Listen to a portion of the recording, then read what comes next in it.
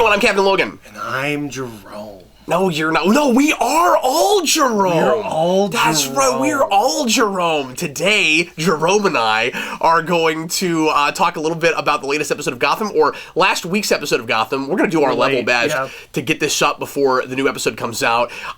So if you're watching this and you've already seen the other episodes, sorry that we don't have that in our brains yet talking about this one, but we will try to get the new one out for you in less than a week, certainly. We had a real busy week last week, and then Eric and I were out of town all weekend, so we weren't able to shoot this in time. Anyway, so here we are, finally talking about this episode, which is called Smile Like You Mean It. Smile Like You Mean It. And It's a killer song. I'm sorry, I don't know that song. Oh, okay.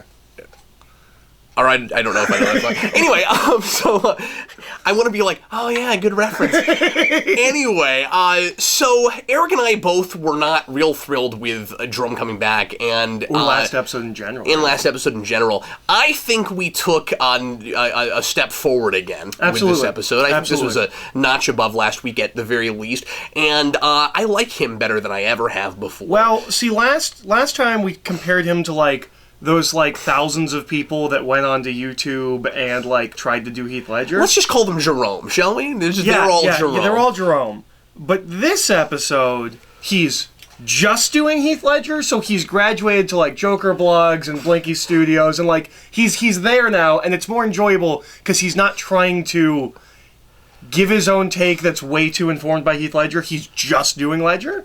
And he's enjoyable now. And by the end of it, I kind of felt like he was bringing, a tiny bit of something else to it. And I can't put my finger on it, but I think he might be, I don't want to say moving past Ledger, because, I mean, to be fair, that is the job they're paying him to do, clearly. It's not his idea to be Ledger, or if it is, they're doing this based on the performance he first gave them. Where, he was doing something kind of close to Ledger, and so they decided his character was going to be Ledger-ish. It's possible that's how that went, but at least right now, regardless of what came first, the chicken or the egg, they are paying him to do Ledger in their in their kind of Batman prequel version of The Dark Knight, which is very much what this is. And he does a great job for that. He does, yeah. But like I said, he does really good Ledger. But I said by the end, I felt like I was seeing an inkling of something more. I was kind of impressed with him. Again, especially compared to what we've seen him do before. Once he put the bandage on, I felt like putting him behind him. But that's not what I mean. Compared to the other performances. Oh, I see what you're saying. Now that he's got that, and then after that he's good too. But it's almost like it freed him or something. Acting behind that bandage brought something out in him, I thought. Yeah. I don't know. It just seems to bring out more Heath Ledger. Even his movements, I thought were really Ledger-y. And I like Heath Ledger's Jokers. I'd rather this than what he was doing the first time around. Yeah, me too. Because at least I can enjoy him on screen. I'm not grinding my teeth every time he shows up like I was in the beginning of season 2. I mean, I can't say this is exactly what I want or what I would do, but then this show is never about what I want or what you would do. No, certainly not. So it's fine. We're par for the course. I think the biggest disappointment with just doing kind of Ledger is that every other character that they've done well, they have a really specific, different take on. They're not going to some other thing. Yeah, their Mad Hatter isn't any other Mad Hatter. Their Penguin isn't any other Penguin. So, that's a little disappointing, but it's fine. He's enjoyable on screen this episode. Yeah, I mean, it helps that there's not definitive versions to the masses as much with those characters. I mean, sure, people argue about what Joker is better, but I feel like for a lot of people, the definitive is Heath Ledger. At least probably for the age range they're going after for the show. Yeah, absolutely. Yeah. But I mean, they're you look at Mr. Freeze, they're doing at least that backstory. Yeah, but from they the animated flipped series. it as opposed to a man with no emotions. He's all emotions. That's true. I don't know. It seems like they're doing their own thing with everyone except for him, and I guess that's fine. Maybe they think it's enough that their version is the story they're telling with it is different. With influencing this. The masses and turning them all into the Joker, but the sense I get is that's to Jerome they're not good enough to be him, and by the end of this he'll be kind of, sort of, even though I really doubt they'll call him that, he'll be just the Joker and he'll quelch all that, wouldn't you think? Yeah. Yeah, well, and it's so weird that he's got, like, these followers that are following the Joker, but he's not the Joker. Like, they're doing, like, face paint and stuff, like you would think if you were emulating the Joker. He's never done that. It's like they all came up with it together, kind of, yeah. Well, they're so individual. Yeah, like, by the end, I guess my question is he encouraging them, or is he trying to encourage the whole city just to generically go into chaos? Yeah, I don't know. Like, does he... I get the sense that he doesn't like what they're doing, or at least he certainly didn't like what Dwight was doing. Mm-hmm. Or is it just that he doesn't like that he stole his face? I couldn't get a real good sense of whether or not he's liking the copycats. You know, if he's like flattered by that, or if he feels like he accomplished something. When he he's seems not, like he's just sad because he hasn't been around and he was dead all this time. Well, he's not in it that much. I mean, he's in it, but he's not, like, dealing with any of that stuff yet. Which I think is partly why I liked his presence on screen. Mm-hmm. I think that helped a lot. They did a real less is more thing. Yeah. So we'll probably find out next episode, I would assume. Oh yeah, certainly. Because that's not even criticism. I'm just asking questions. I'm curious. Right now, I don't think there's enough to actually get a read on because he deals with it so little. The only thing you really see him deal with is Dwight, and that he's angry that Dwight took his face, and maybe that Dwight says he's him. I mean, he says everyone's him, but that too, yeah. And that's why I would assume that he's also going to go after everybody that's saying they're him. So yeah, no, I am. There's only one Jerome. Yeah, is kind of where I would think that was going. But I don't know. I think that's somewhat effective tension in keeping us in the dark about what his motivations are. But again, that's of course very Dark Knight. Well, and yeah, I would assume he's going to go. The they're the guys with a plan. I'm just a dog chasing cars. I would assume that's where he's going to go with that. But I can't say they fully won me over with him. No, but it was better than it was. But I have to say, I enjoyed him on screen. Yeah. And he's given some good lines. And the writing was pretty good with him. That was some of it. I can't say that's all of it because he delivered the lines well. Mm-hmm. But when he first gets woken up with Leslie, that's a great scene. Mm-hmm. Mm-hmm. It's really funny, and I thought she played off of him really well too. And she got to have some jokes. There's a couple of characters that got to have jokes that never have jokes. I don't understand the Lucius Fox joke, but it's funny. He might be a Joker. Oh, I don't think so. Because I didn't. While we were watching it, and you said that, I wasn't sure why you said that. Because Gordon goes to call the phone, and then we cut to, we cut to him looking real scared, and then that one cop gets up and goes away, and he goes, "Good bluff," because he didn't actually hit send. Oh, okay. Maybe that is what they're doing with that. Either he's a Joker, or there's leverage on him, that would or be something. Strange. I missed that bit because I was taking notes. But before that, he's when they all go to wherever the Jokers are, he's like, yeah, you should go. I'm gonna stay here. There's no problem with that, right? Yeah, there's no problem with that. He starts talking to himself. Yeah, it's really weird. Like he's saying what Gordon would be saying if Gordon was paying attention to him. Yeah, I don't. But so. And that was just strange because I don't feel like they've played him for comedy very much at all. No, it was real weird. And I don't know how that would feed into him working for the Jokers. Like, I don't know what that would be if that was also a clue. But Lee gets to deliver the history of how absurd the show is. And that's fun. That's great. Gallivan killed me. Well, the first thing I'm gonna do is kill him. Well, he's dead. Who killed him? Which time? And while we were watching it, you were like, "Oh, you have no idea how much you missed," and then that's what the scene's about, and it's fantastic. Yep. It's a lot of when fun. She says "which time," I was like, "See, we're right back to the self-awareness and the show knowing how goofy it is." Yep. That was a lot of fun. And Bullock has a lot of lines like that this episode too. But can I say, how dare they make her fun in that scene and then do all the romantic drama stuff at the end? Yeah. That is as bad or worse than last episode. But even while we were liking the first half of the season, she was always the wet blanket of the whole thing. That's absolutely right. But now we have her. But it's even worse because now she hates Jim Gordon. But she loves him. That's what we were told last episode. I don't know what's going on with her. It's very complex, complicated. There's a lot of layers to that character. Well, and her clothing styles. You can be conflicted. That's fine. Yeah. She has she's a walking contradiction, really. But yeah, there was that conversation they had at the end. I didn't like. She's talking about two very different things when she's like, because they're trying to play her as she's going unhinged because of what happened to her fiance, and so to Mario, and so she's like, she walks in and makes the interrogation happen because she injects him with the stuff, yeah, and it's this kind of double standard thing to her, what Jim Gordon's doing when he's like, well, no, you're better than this, but we can do this, but I guess because we've already gone too far off the edge, and and we need this information right now, we have to have that, and she's like, well, what are you going to do if I go too far? Are you going to put 2 bullets in me, like you did Mario? And I'm like, that's not the same thing. And it's not what happened. He put 2 bullets in him because he was trying to kill her. Yeah. It's not like he was just like, oh, he's crazy. And I'm forgetting, has he tried to explain that to her? Where like she's not understand. I thought maybe where like she's not. He's understanding. At least explained that he's at least explained that he had the stuff in him. Right, but what I'm saying is, because remember that was shot weird. And we weren't sure if she understood that she would have gotten killed. Yeah. If he hadn't. So like, has he? Is there lack of communication? Has he not explained to her? No, I did. Sure. I did it to save you.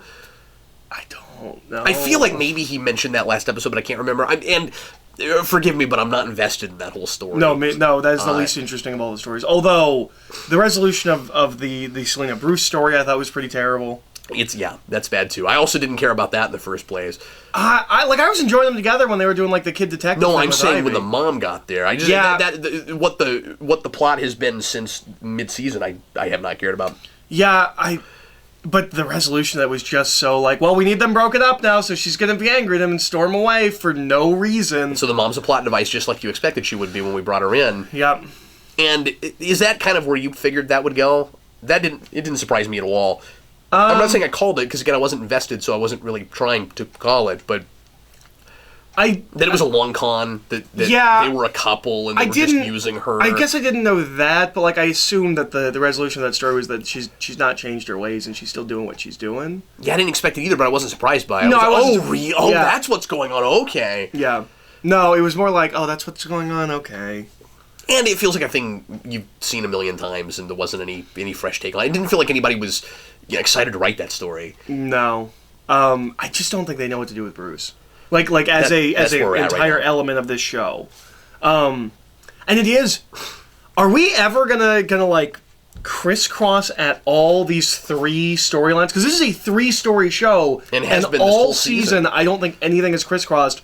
Not very much. The city's without power at the end of this episode. Surely that will affect the Penguins' storyline and Bruce's story. Well, we should mention the scope of the story is suddenly massive. This would be the time to get them all together. Mm-hmm. Was it maybe a misstep not to make this your mid-season finale? This would have been a way better mid-season finale if it ended with the city going dark. And I feel like there were a couple episodes that are filler enough that we could have condensed this to get there by that point. Especially if we're going to do Mad City and then Dark City. It would have made a lot of sense to end that Mad City portion. With going to Dark City, yeah. Yeah, well, because, like now we have the madness. Yeah. So it really does kind of feel like we just got to the halfway point. Yeah, it feels like this is the mid-season. I want to know, did I miss something? I want to know how Selena's mom knew that she was with Bruce in the first place. Yeah, I couldn't figure that either because they not really committed. They didn't get their picture taken. Like, I don't know how she figured that out. And that's the only reason she showed up to the city in the first place. So, like, maybe she was tracking her or whatever, but why would it's been 11 years. She doesn't care about her daughter. It doesn't seem at all. So it's not like she's been keeping tabs on her this whole time. And why wouldn't she be or at least, like... I don't think so. Hanging out at Wayne Manor waiting for him to come back. Like, if you remember, she first shows up while they're pulling that heist on the Court of the Owls. That's right. What was she doing there? And this show gets that sloppy quite a bit, where characters just show up, and they're there long enough, it hopes we won't ask how they got there. Yeah. I mean, maybe if I go back, it does make some sense. Yeah, but maybe so. I'm not trying sure. to recall it, I'm like, yeah, she's just there at the Court of the Owls place. Why? But considering how sloppy that whole heist thing was handled, also, I don't trust it. Yeah. I still don't know what the point was of the of bringing along the repelling gun, and that they were gonna have Bruce walk across. Because I thought they were gonna walk across roofs, but then that didn't happen, and that was a whole thing. Yeah. If you don't mind, I just want to run down some notes. Sure. So You have a lot of notes. yeah, I just felt like taking notes. I thought the teaser was completely pointless. Oh, completely pointless. We could have opened after the credits it opened. Yeah, or not end last episode with the Jerome reveal, but of course they were kind of building to that. You like that makes sense. They probably should do that. But yeah, but the way it ended last episode, it's like, okay, well, they're gonna go get Jerome, and then like this episode opens, they're getting Jerome. I was like, well, I just kind of assumed that would have happened in between the episodes. We're also making a really big deal out of the Joker theme right away, and we already know we're in that territory because we were doing all that last episode. We have the words. One of these comes in a song in the background, but we have the words "funny" and "smile" in the first 5 seconds. And Joker. And there's a Joker again. Joker, because they mentioned the Joker playing card. Yeah. The playing card, yeah. And then you see the playing card, and you were like, yeah, we get it. Yeah, you just had to say Joker playing card. I got it. And it's not even the Joker playing card. I just want it to come from Jerome. That's the thing. Yeah. If that stuff was coming from him, I mean, like, lean into it if you're just going to straight up make him the Joker. Yeah. But it seems like everyone else is creating the Joker that's not Jerome. I mean, even that Joker, like, logo, the eyes and the ha-ha-ha, like... Yeah. That's really Joker, but it's not really Jerome. Almost all of the I Am Jerome people are very Joker, but not very Jerome, at least Yeah, so the question is, like, if that's all coming from them, is that going to be stuff that Jerome takes and runs with? Or is he kind of another thing entirely? Yeah, I think that's all a misstep if he's going to be the Joker. But I really think he is going to take all that on. Yeah. Now, it could be kind of interesting if he... Because this is an identity thing. It would be kind of interesting if he takes all that into his identity, but won't admit that it didn't come from himself. So it's like, I'm trying to prove that you don't really understand my philosophy, but then you have these really cool ideas that I'm going to steal from you. I wonder if he'll just do the white face paint to cover up the scars. And that's actually kind of a good idea. Mm-hmm. That's but why he's not like super that. Vain or anything. I don't know why he would really mind people seeing that. It's scary. It would freak him out. How did you feel about the New 52 Joker ripping off the face thing? I wish it looked more like the face in New 52. Like it looked like a foam rubber mask. It never looked like a face. It was real stiff. That's true. Once he did the bandage thing, though, I was more okay with it because that did look like it. More like it. Like on him, yeah. I'm talking about like. I know. Dwight is. But like, yeah, Dwight doesn't look like he's wearing the Joker face like the Joker wears his own face. Mm. But once Jerome's wearing it, it doesn't look like that either because he staples it on. Mm. And to be fair, that's so that the actor can still have his own face on. Yeah. And then, make it look like he put it back on. Mm. But I was with you at first, where I was like, oh, I wish it looked more like it. Because why do it at all? And I didn't like they were doing it, because that's the thing I don't really care for in the first place. I was like, oh, do we really have to go there? Okay, fine. I'll see where they're going with it. But then, once we saw the bandages...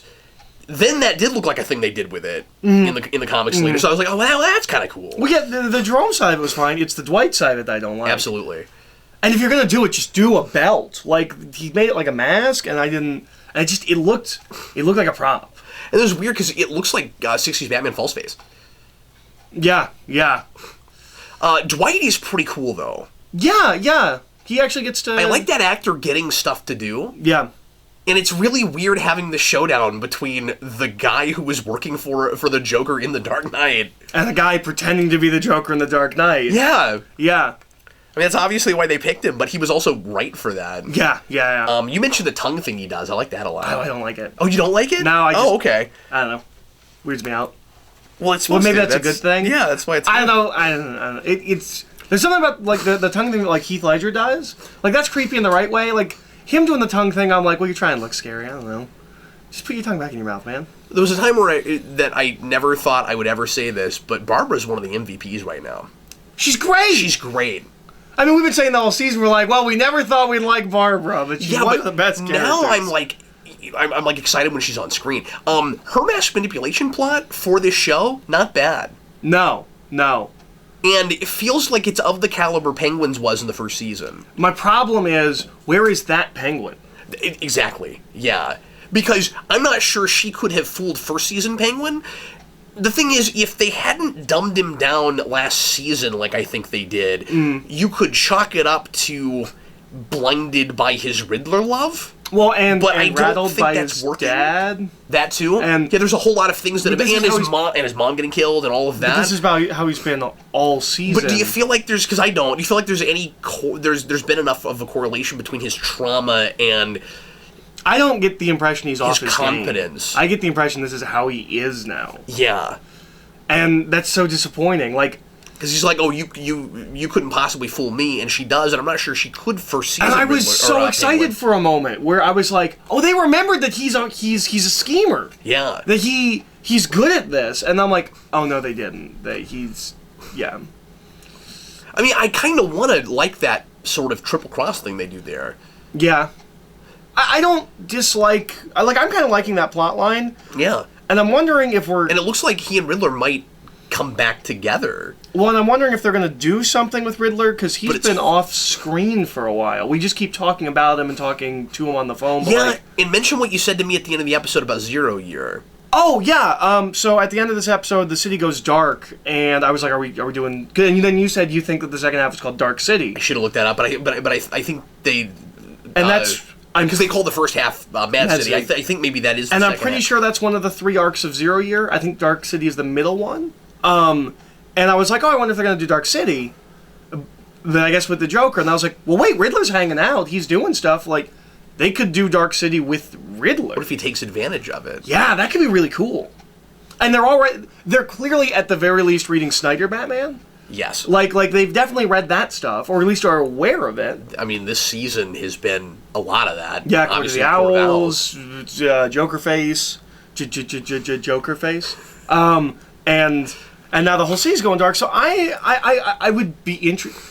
This show's pacing is the wrong word, but like how long a story goes is weird. Because I would have thought we would have stretched the Catwoman mom thing a little bit longer, and we didn't. And I'm happy that that's not going to keep going. But if it's going to be called if it's not Dark, gonna be compelling, get it done. But if it's going to be called Dark City, the city needs to be dark for the whole back half of the season. So I would think maybe we would do something, the 0 Year, No Man's Land, that kind of a thing. It'd be really cool if it was. Yeah. But then at the same time, you said you'd read that he's only supposed to be in 3 episos. Yeah, So I read that somewhere, or somebody told me that. So it'll be, if that's true, it'll be interesting to see how they write him out, and then I really kind of think the city probably gets power again at the end of next episode. But if they're gonna call it Dark really City, I wouldn't think they would. I don't know. I should have looked that up because I don't know if I'm right about that. With this season, or with this show. But that could be really cool if they did 0 Year for like the back half of this, and I wouldn't have seen that coming, and then that's even more the reason it should have been the mid-season finale. But I felt like watching this episode in general, we were back on track. Yeah. From where we were before. Yeah. Like we just had this misstep episode at the beginning of the, because we've only had one episode. Two, because we didn't like the mid-season at all. Except, I don't think it's we didn't like the episode at all. It was where everything ended. It was how everything came together. Yeah. Yeah, so... But I would call that the misstep that got us that episode from last week. Yeah. So we got 2, but like it seems like we're kind of back to where we were for the rest of this. Because you remember, we weren't loving everything for the whole other half. No, certainly not. But it was carrying us along, and we felt like we were more on its own terms. This feels more like when we were watching it before. Yeah. Which is exciting. Yeah. So I'm hoping we just kind of stumbled a little bit to set up what we were going to do next, and now we're actually doing that, and we're having fun and. Bullock's got a lot of great lines, as always. Yep. This was an especially good Bullock episode, I thought. He gets angry, he breaks a lamp, he says, I was going to replace that lamp. I was going to replace that lamp. That's pretty great. Anything else that we need? I loved the news broadcast with ha ha ha ha at the bottom. That was pretty great. They're having fun with this. I wish it scrolled and just kept saying ha ha ha ha ha. That would have been even better. But it was fun that it started in the middle of a ha. It was like ah ha ha ha ha ha. And that was pretty great. And it alternates upper and lowercase randomly, and that was kind of fun. But yeah, I feel much more with it. Yeah, no, this episode felt like a big step up from last episode. And impressed that they did it with a Joker episode. Yeah, with an actor I didn't care for previously. I'm kind of interested to see what they do with him now, and so yeah. So that's really cool. Yep. Well, thanks for watching. We sure appreciate it. We'll see you again next week, or I should say in a couple days, probably. Yep. And once again, sorry this is going up so late. Leave your comments. Let us know what you thought of this episode. And in the meantime, I am Captain Logan. And I'm Jerome. Oh, I am also Jerome. We're as much Jerome as anyone. Thanks for watching, folks. We'll see you next time.